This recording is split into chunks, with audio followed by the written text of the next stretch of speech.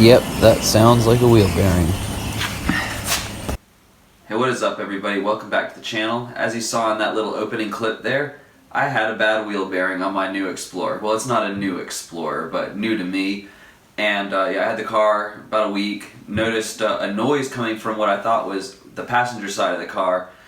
Got it, looked up under the car, spun the wheels, heard more noise coming from the driver's side than the passenger side, but still was pretty convinced it was coming from the passenger side, what I was hearing, so I inspected the wheel over, took the wheel off the car, found some rocks in the tire, pretty sure that's what I was hearing, but because of that, I found out the driver's side wheel bearing is bad, as you saw in that picture. So in this video, I'm going to show you how to change that. This is something pretty simple. You can do it with hand tools, I'm pretty sure. I did it with an impact. I highly recommend an impact for it because some of those bolts are on there pretty good and they need to be torqued pretty tight. So highly recommend an impact for the job, but if you don't have one, hand tools will suffice. You're going to need a breaker bar though. So without further ado, let's get into the video. First you'll break the bolts loose and then jack it up.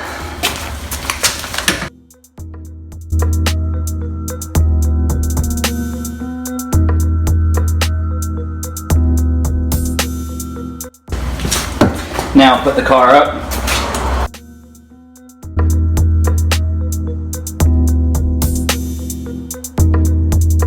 There are two 17 millimeters right here and right here that hold the caliper on. We're going to get those off.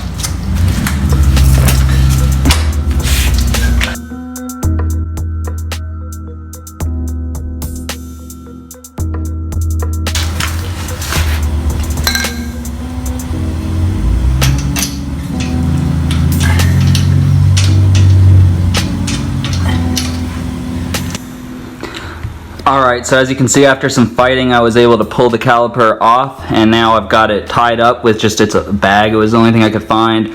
I didn't have any bungee cords, unfortunately. Next thing is there's going to be some 21 millimeters right back here and one right there that you can kind of see right behind where the 17 millimeter bolts were. So I'm going to use the impact and get those out. And we can pull out all of the brake assembly, and I'll take these off so I can get the rotor off. And then we'll just have the hub left. This is a two-wheel drive only, so if you have a four-wheel drive car, you'll have to take the axle nut off. It's 32 millimeter, but that's the only extra step really, and getting the axle kind of pushed back. But this is easier because I don't have that. So if you do, it's the only extra step you're gonna have.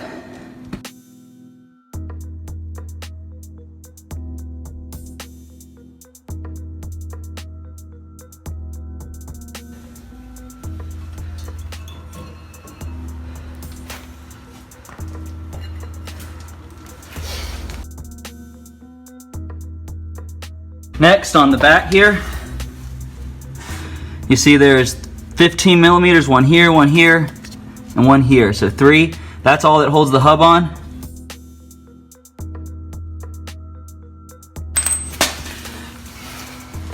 All right, for the third bolt, the one like the furthest away from the camera right now, you can't reach it with an impact, so I'm going to blast it with some PV blaster and then use a breaker bar to get it off.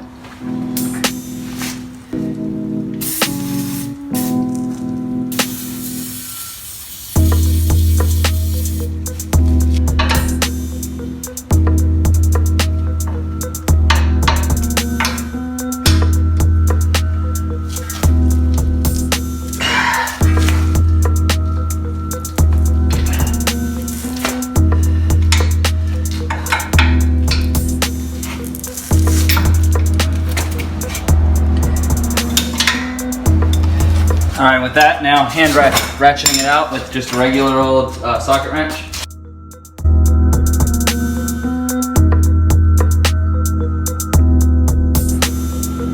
Disconnect this wire that runs to the ABS.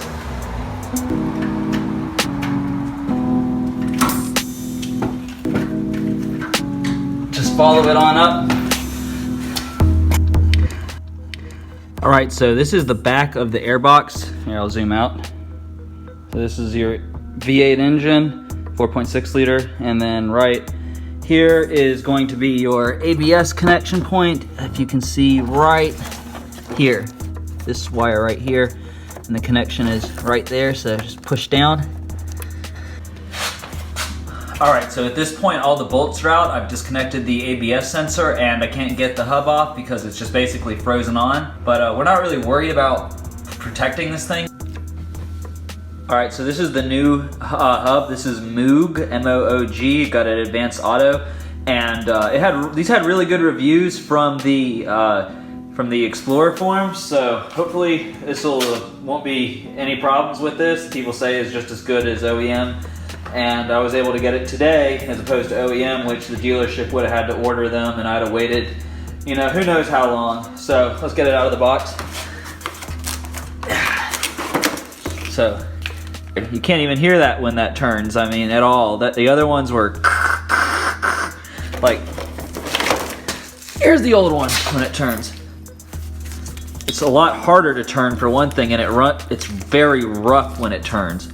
You can't hear it so much now that it's not on the car, but this is rough and bumpy, and I mean, I don't know, it's bad. There's no way this is good. This should not be on any car, and shame on the dealership, a Ford dealership, for selling this car with this problem. But you know, whatever, it is what it is, and it is an as-is car, so there's really nothing I can do about it. So let's put this new hub on. Alright, so at this point I have the new hub right here, and you may or may not be able to see I just applied a thin layer of grease on this just in case it ever has to come back out. Anyway, so yeah, go ahead and put this on with the wire towards the back of the car just because that's how it was originally.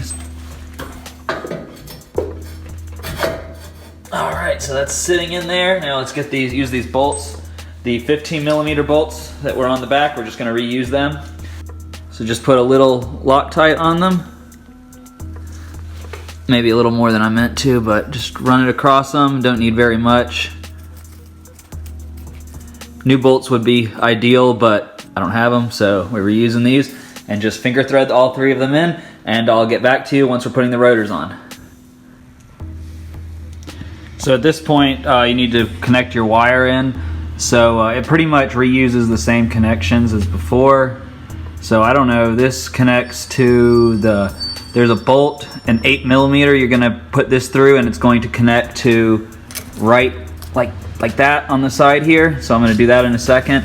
And then you just put it back. There's a thing that comes on the new one, you just push it through the hole right there and then just sort of snake this on up. And I've just got it sitting here right now. I'm gonna have to reach in from the top to grab it. But yeah, I'm gonna go ahead and put that 8mm back on there real quick onto the, I guess this is a wishbone or a control arm. I'm not very versed in suspension, so if somebody let me know in the comments exactly what that part is called. My BMW doesn't have it, so I'm not even sure.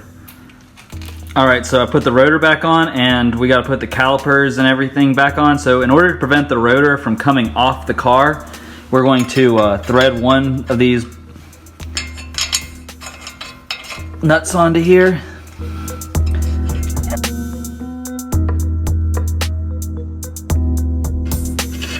Alright, that should be good to hold it still. So we'll do all that to get the calipers back on, then we'll take that off, put the wheel on, and we should be good. All we'll have to do is connect that ABS sensor still.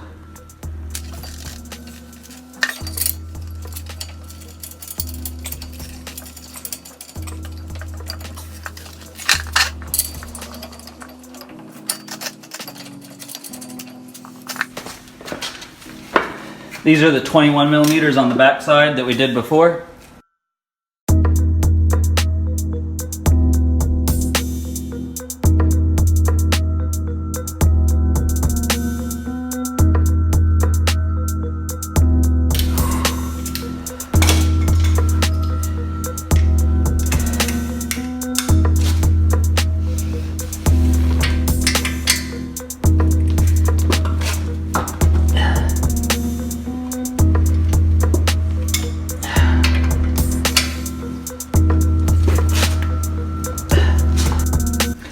Alright, so at this point I've got my cable holding this up undone, and I'm going to go ahead and slide the caliper back over the brakes.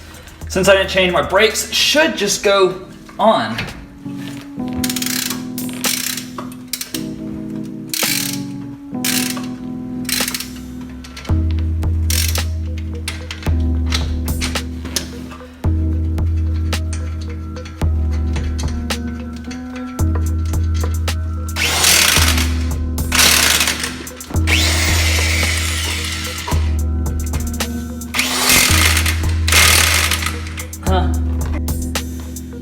after all that, the final step is just to put the wheel on, and then you're gonna bring the car down.